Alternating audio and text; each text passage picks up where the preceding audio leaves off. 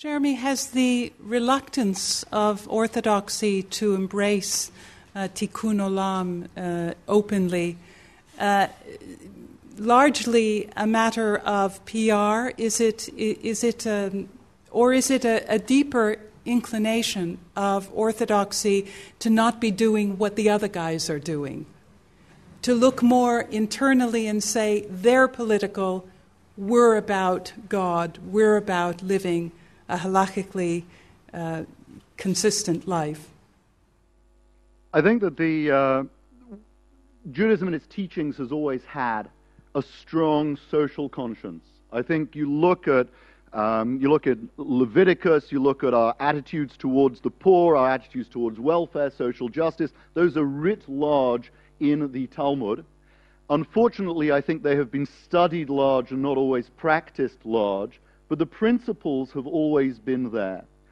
I think the Orthodox world, which, and I might be accused of some historical revisionism or nostalgia, but I think is the world which dominated the last, the first 1700 years of the last 2 millennia in its own way, has been a world which has been so introspective and so worried about its future and preserving itself and preserving its identity that it became very inward-looking and introspective and never really was able to and never was empowered to take on the mantle of greater world issues. And in some respects, the greater world issues which we're looking at have only been seen by the rest of the world more recently than today. But the Reform world was ab initio keen to integrate and keen to become part of a global and more accepting message. So Shabbat and Kashrut, while they have remained important within non-Orthodox Judaism, and increasingly so, I think, were nonetheless able to be sidelined in favor of those things which possibly generated greater acceptance. Nonetheless, all of them highly significant Jewish teachings. Is there a tension, though, between Jews who want to become more active and activist in other so-called secular issues, and yet still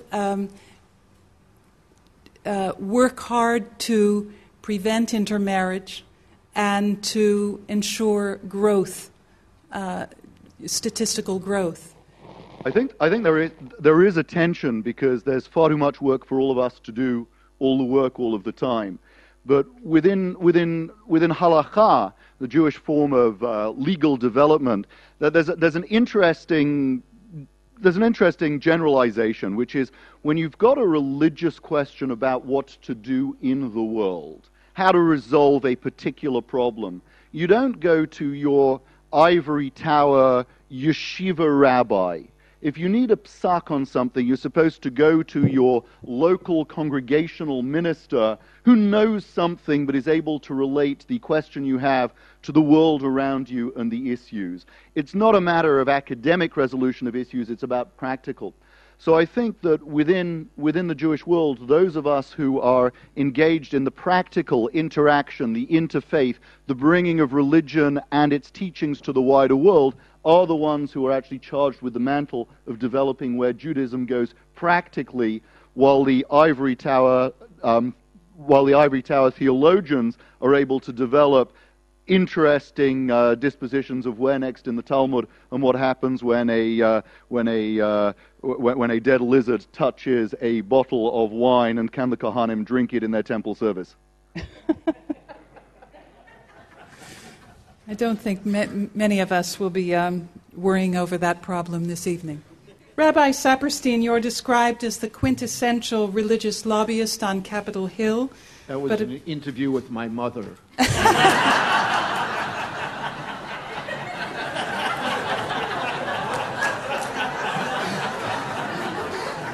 But of course, you are just one of many different religious lobbyists.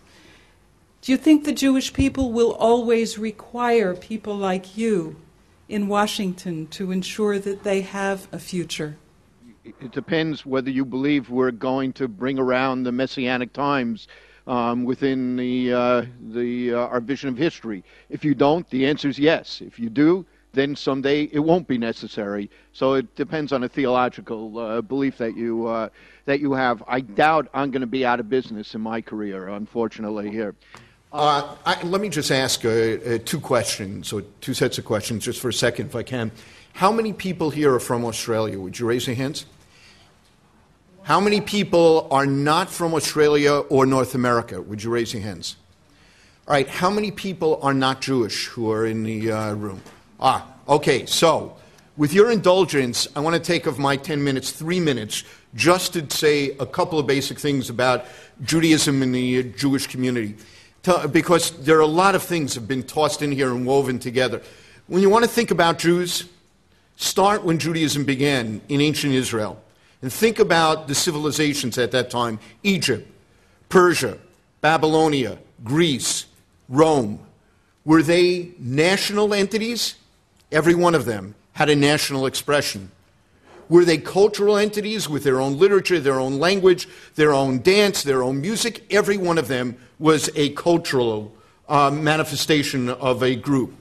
Were they an entity that had a sense of peoplehood, so that as they traveled beyond the borders of their country, think about the Greeks and the spread of Hellenism, they kept an identity with their home countries? Every one of them had that as well. Were they a religion? Every one of them was a religion. Of all of those ancient civilizations, the only one that has continued unbroken until this day is the Jewish people. And even today, there is a national expression to Judaism. We call it Zionism. There's a cultural expression to Judaism with language and literature and music. There is a peoplehood, a sense of an ethnic identity that binds us together, and there is a religious identity. But Jews, in this sense, are not like Episcopalians here, or Anglicans or Methodists here. They are something closer to the Muslim community, in which is this holistic aspect of all of these identities in Jews. So you're hearing a lot, those of you who are not Jewish, that weaves together these things, and there are many Jews who express their Judaism primarily through one or another of those, and not the others. They're nationalists, Zionists. They don't care much about going to synagogue. They're cultural Jews, what they eat, what they read. They don't care that much about religion. They're religious Jews. They don't care about the other pieces of it. But the vast majority of Jews are an amalgam of all of these different things. Just important to have that as a context. Secondly, there are basically two kinds of Jews. They can call themselves Reformed, Conservative, Orthodox, Ashkenazic, Sephardic, Mignagdic, Hasidic, whatever you want. There are basically two kinds of Jews. Those who believe that at Sinai, God handed down a set of laws that are binding upon the Jewish people through all time, and that our sacred texts are literally the Word of God, and those who believe that our sacred texts were written by men and women striving to understand what God wanted of them. Here, a process that began at the time of the Bible and has continued unbroken through history until today.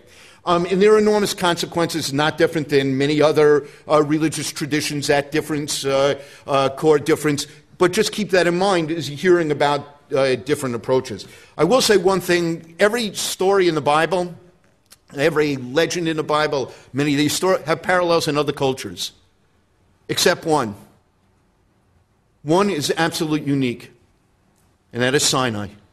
I know of no other people that believes at one moment the entirety of the people, however you understand this, encountered the divine, and out of that encounter were transformed forever.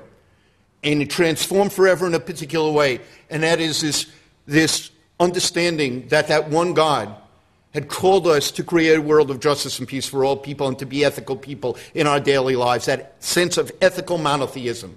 The one God in which ethics is at the core of what our destiny is and what we are called to do. So when I look at the future of the Jewish people, from that, I conclude the following things. First, what I call social justice, ethics, morality, justice, fairness, peace, all of those goals woven together, the central core of what ethical monotheism is all about. If we're going to succeed in strengthening the Jewish community, that has to be at the center of what we do. And I say that not prescriptively but descriptively, at least as far as many of the segments of diaspora Jewry are concerned, particularly in North America. The polls in North America are stunning on this point.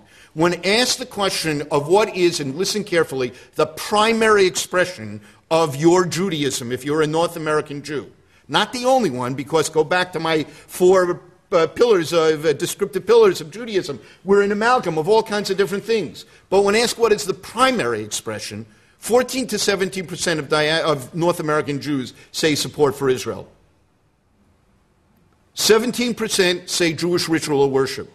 If it's asked in the question, 20% say Jewish study. 50% routinely answer commitment to, it depends on the wording of the question, commitment to social idealism, engagement in social justice, here that social justice is at the center of Jewish identity. So nothing we're going to do to strengthen the Jewish community can ignore that. It is important in its own sake, and it's an important gateway to bring people back to Jewish communal life, because social justice, without being rooted in Jewish text, without being rooted in Jewish communal structures, without being reaffirmed in Jewish ritual. Where did they learn those values? Around the Passover Seder table, in what they learned in their religious school classes, in their encounter listening to their rabbis and being taught about what the values of our ancient texts offered for them today, lighting the Hanukkah menorah, celebrating the Shabbat. All of our values are an amalgam of many different sources, but for almost all Jews, those things are part of it. So it becomes a way of linking together the different parts of those Jewish identities. You cannot succeed. The bottom line is, if we look at the next century, we will not keep the loyalty of our young people if the Judaism we offers them does not speak to the great moral issues of their lives or their world. But without weaving together the different parts of Judaism, we will not have a Judaism that will survive. 2,000 years ago in our text, we read, the world is based on three things: Torah, Avodah, Gemilut Chasadim. Study, worship, acts of loving kindness. It has to be all three. If it weren't, if it were only social justice, if it were only worship, if it were only, we'd have to answer unanswerable Jewish questions. Which is more important, wearing a kippah or clothing the naked? Which is more urgent, feeding matzah to our children on Passover or feeding the starving children in Darfur? Which is more important, welcoming the Sabbath bride, the Sabbath queen, as we do on every Shabbat, or welcoming the refugee fleeing persecution, praying with kavanah, or speaking out against injustice? The whole purpose of a Judaism that will work in the 21st century is to weave these together into a luminous tapestry, a luminous talus of Jewish life that binds us all together. One other point, if I had to choose something that we could all unite about, it would be the following. We will succeed only if we reach the unaffiliated. By the way, disproportionately, the unaffiliated and young Jews manifest their Jewishness through Jewish. If they did it through worship, they'd be affiliated, right? So they disproportionately manifest their Judaism through social justice. But this is the first generation in all of human history, in all of Jewish history, the first in which utterly Jewishly illiterate parents can raise fully Jewishly literate Jews because of technology. And I would love to see the Orthodox, conservative, reform, reconstructionist movements all together launch a major campaign in Jewish life throughout the world that made it a cultural norm that no Jewish grandchild goes to bed at night without having been read a Jewish book or listened to a Jewish song tape or played a Jewish video game or watched a Jewish television show. We can make that a norm in Jewish life and bring the unaffiliated back into our community. The Reform movement has been one of a groundbreaking movement in welcoming different segments. Equality for women, opening up our synagogues to gays and lesbians, here mixed marriages, recognizing if you're going to have equality, then as far as gender genealogy is concerned. Men and women ought to be treated equally, and our move to accept children raised Jewishly at a patrilineal descent here. These are things not just following the mother's line traditionally, but if a father's Jewish, mother's not Jewish, and the child is raised Jewishly, they would be fully Jews in our view. We understand the Orthodox and conservative movement are not there yet. It'll be interesting to see 100 years from now what that looks like. But the one thing with all our differences, and I conclude with this, for us to make it, civility of discourse is absolutely indispensable. The way we talk about each other. And we, see the remarkable Rabbi Melchior here, when Israel represents this, here, we, all of us, are not representative of what the problem is. The problem are segments of our community that are so angry at each other and are so disparaging about other, it threatens to tear us apart. Polls in Israel during the 1990s show when you ask Israelis, you're more likely to be a civil war between the Haredim, the ultra-Orthodox, and the secular Israelis, or with the Arab countries believe a civil war was more likely. This is extraordinarily perilous to us. If we're going to be one people, we have to raise up leaders who will model the kind of discourse of civility and respect. In the Talmud, every page of the Talmud is filled with minority and majority opinions. Elu ve'elu, these and these were the words of God. Never has that been needed more than it is today.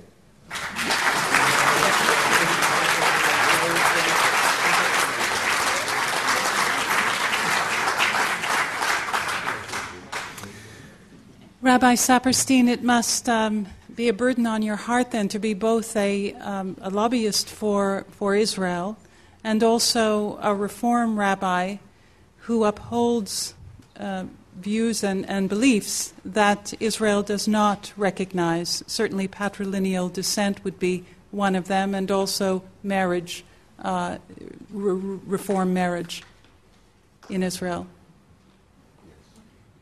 Yeah. It is, yes. Okay, well.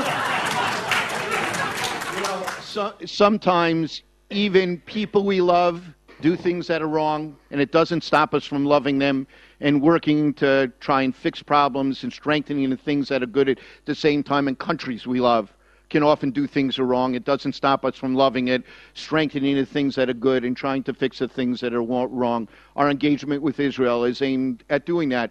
The great ingathering of the exiles should never result in the government. The different segments of the religious community can do what their conscience tells them to do. But the government of Israel should not then be the only nation on earth that formally discriminates against the rabbis of the different streams of Judaism. Here, one of the great paradoxes of what we have, it is an urgent cause, and for Israel to be strong, I think the viable alternatives of more liberal, theologically liberal alternatives, according to the polls, are desperately wanted by the Israeli people, approved of by the Israeli people, and in the end, I think Israel will be stronger when full equality is given between the different streams of Judaism. Well, Rabbi Hirschfeld, I'd like to invite you to the podium and ask you whether you think that the divisions between Jews are increasing or deepening, or are they actually realigning and coming together? I have to start by begging your indulgence. I'm not attempting to imitate Don Corleone. I lost my voice right before Shabbat. The other rabbis can interpret that theologically if you want. I'm really going to whisper and hope you can hear it. The short answer to the question is the divisions between Jews are deepening between a smaller and smaller number of Jews. And most Jews appreciate that fighting over things which most of the world don't even think of as things is foolish and self-defeating. So for an ever smaller number of people, the fight gets more and more bitter. But the upside is they become increasingly irrelevant to everyone but themselves. There are basically three tensions in this entire issue. And it's very tempting to only respond to the three teachers who already went before me. But I will actually try and stick to what I was going to address. But the first is that we are going to have to deal with the fact that something need not be uniquely or exclusively Jewish to be deeply and profoundly Jewish. The truth is that's not just a Jewish challenge, that's a challenge in every faith community. We tend to get it precisely backwards, believing that those things are most deeply Jewish, Christian, Muslim, Sikh, and so on, only when no one else in the world would do them. Leaving our most deeply committed people largely irrelevant to anyone but themselves, doing things that are largely irrelevant to anyone but themselves, and then wonder why our traditions have become irrelevant. The next thing is that when we hurt each other, the first thing to remember is, and we all know it, forget religion now, think about your kids or your spouse. The people who hurt us most are always those to whom we are most connected. So when we feel hurt by the comments of another member of our community, yes, feel the rage, yes, respond to it, but don't lose sight of the fact that if they were irrelevant in your life, if their opinion of you did not count, you wouldn't give a damn about what they said. And so when we respond, we have to respond knowing that the people who hurt us most do so precisely because we care about them most. The people who can hurt us the most are always those who we love. The third thing is that whether it's unity or any other question, and now turning to what we're really going to talk about, it's not about anyone except a decision we make. Being together, unity, is simply a decision, whether it's within a religious group, a national group, an ethnic tribe, or anything else, of deciding that being together is more important than being right. And when each of us decides that the human being in front of us is more important than the ideology inside of us, there'll be no issues of unity anymore. It's very simple. It's not something that happens because of what someone else does. It's a decision we have the ability to make, always and under all circumstances. Now, I want to be clear. From the very outset of the framing of this session, I was deeply shaken up. The idea that as we move away from the Holocaust and away from the establishment toward the reality of the state of Israel, we have more challenges, we have more problems, then I want to be very clear. If healing from the Shoah, from the Holocaust, and the reality of the existence of the state of Israel challenges us, then I beg for more of those challenges. The idea that we feel more challenged living as a people with greater power, greater affluence, and greater freedom than any time in Jewish history, that may be a problem. But that's when we can fix. That's actually deciding that the problems we confront are actually the problems of success. And that that's new. So I appreciate that when it's barely 60 years after people have been shoved into ovens, it's very hard to get over the kind of collective post-traumatic stress disorder that Jews have. But that is an illness and it must be overcome. That's why I prefer to speak of mission and not challenges. Because my experience is that when any community, and that can be a family, and that can be a faith, and that can be a nationality, when they have a clear sense of their mission and their purpose, there is virtually no challenge that can't be met. That in fact we obsess about the challenges and the problems as a deflection from really asking, as we said at the beginning, who do we want to be? For most of Jewish history, and certainly for most of the last 2,000 years, that was not a question Jews got to answer for themselves.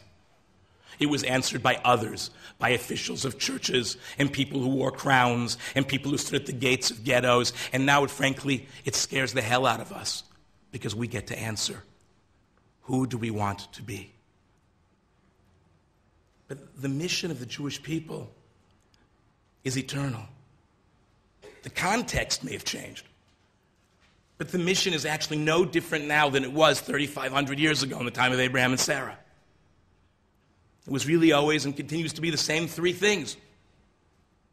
It's really a kind of symphony in 3 parts. Part 1 is to go inward and figure out what your best self is. Part 2 is to go outward and actually build the world of which we are a part. And the test for the success of a community's building is not whether its membership thinks it's doing a good job. That's a no-brainer. If you're a member of the club, of course you think you're doing a damn great job. Ask how people outside the club think you're doing. And if that sounds radical, just go back to Genesis 12 and read the words, "V'nivrechu b'cha amim." That the nations of the world will be blessed by us. For that to work would have to mean we would live in a way that would make our blessing of value to others. And you can't do that without valuing others. And the third act is to connect spiritually, or what I call to go upward. And that's it. It's always been that, to go in, to go out, and to go up. What's changed radically is the context in which we are called upon to live out that mission. It really is different. Maybe better than it's ever been, certainly better than it's been in 2,000 years. And when a culture evolves to deal with the challenges of being hated, of being powerless, of being poor, and suddenly has enormous power and enormous potential and enormous acceptance. And believe me, we can sit here all day and talk about how Jews are hated by this or that segment of the world. Jews are more embraced by more parts of the world today than ever in Jewish history. Ever. Are we up to that? Are we up to actually receiving the good fortune of this moment in human history? That's the real challenge. I'll tell you 3 quick vignettes from the last 36 hours. And I promise you, if you woke up my great-grandparents and put them in the room and they heard these stories, they would only have 2 responses. Either our great-grandson has lost his mind, which may be true, but this is not the evidence of it, or the Messiah has come. Scene 1, Friday morning, just outside there on that terrace. I'm surrounded suddenly by a group of Sikh junior high students from a religious academy in India in the most beautiful vestments, bright yellow gowns, ceremonial daggers at their sides, turbans tied perfectly. And these boys come up to me and one of them says, "What religion are you?" And I said, "I'm Jewish. Can I ask you about being Jewish?" And I said, "Sure, as long as there are 2 rules." He goes, "What?" I said, "The first is, don't hold back. You can ask me anything, and I won't be hurt or offended." "And what's the second?" he says. I said, "I get to ask you questions about being Sikh." He goes, "Really?" I said, "Yeah, because I really want to know what that means to you." And we talked about everything from why I wear a kippah all the time to the fact that at the deepest levels it may be that if one believes in an infinite God, monotheism and polytheism are actually very close, if not altogether identical. That conversation went on for an hour. Their teachers came over. And I promise you, in Minsk and in Ratsk in Lithuania, where my family is from, there were no such conversations with Sikhs, and there weren't even such conversations with Eastern Orthodox and Catholics, amongst whom they had lived for the better part of a millennium.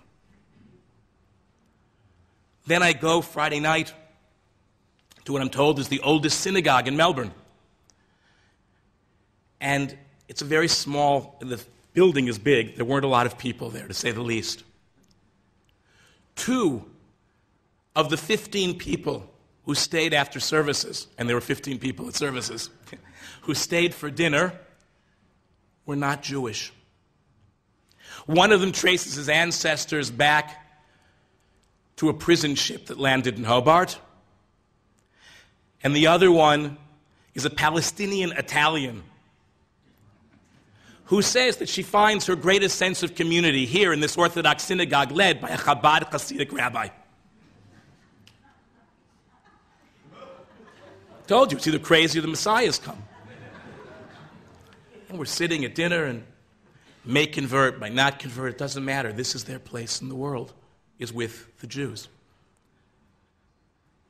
And then yesterday afternoon, spending 2 hours with a young woman who was baptized Anglican, but as she said, I haven't had a religion for so many years, I don't even know what I'm not.